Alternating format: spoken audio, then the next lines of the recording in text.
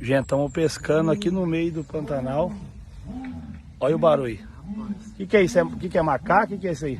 Isso é onça pintada, é época de acasalamento, então ela fica nesse... Vambora. Escuta o barulho. Olha que trem mais doido. Aproximadamente em 100 metros de nós aqui, ó. Escuta o barulho.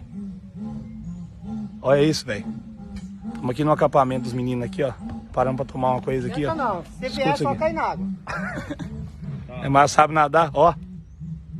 Ela tá...